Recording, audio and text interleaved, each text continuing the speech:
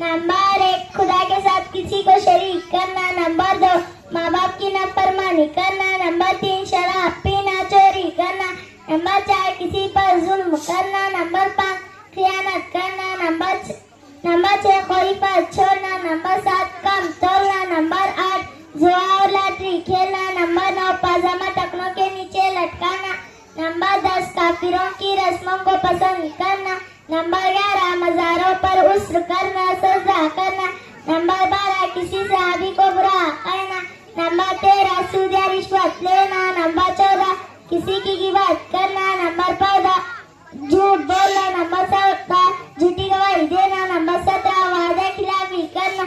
Number 18 गुनाह के काम को हल्का समझना। नंबर 19 किसी मुसलमान को काफिर कहना।